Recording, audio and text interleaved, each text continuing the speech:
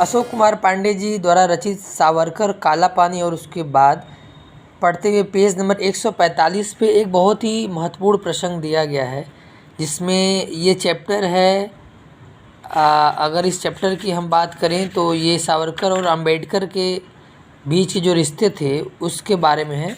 लेकिन page number 145 पे एक बहुत ही महत्वपूर्ण प्रसंग है, जिसमें ये बात लिखी गई है कि राउंड टेबल कॉन्फ्रेंस में गांधी ने कहा था, अस्पृश्यता यानी छुआछूत के जीवित रहने की तुलना में मैं हिंदू धर्म का मर जाना पसंद करूंगा।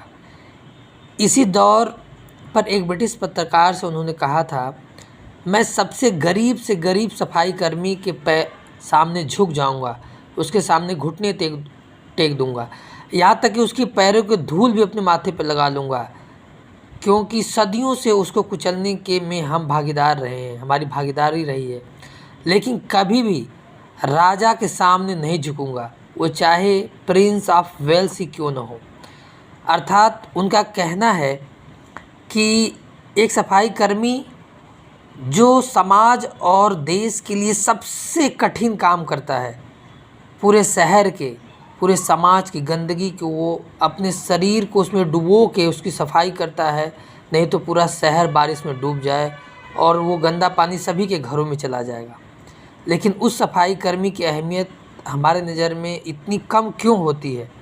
उसको देशभक्ति का सर्टिफिकेट क्यों नहीं दिया जाता? उसे सम्मान की नज़र से भी नहीं देखा जाता, ऐसा क्यों है? तो ये प्रसंग हम सभी को सोचने और समझने पे मजबूर कर देता है कि अगर देश हित में या समाज हित में सबसे महत्वपूर्ण कोई काम है तो वह है गटर की सफाई करना है या झाड़ू लगाना, शहर की सफाई करना। लेकिन उसके बावजूद भी उन सफाई कर्मियों को हक सम्मान इसलिए नहीं दिया जाता है क्योंकि वो एक बहुत ही निम्न कम्युनिटी से आते हैं, एक बहुत ही निचले समुदाय से आते हैं, इसीलिए उनको वो हक और सम्मान नहीं दिया जाता है।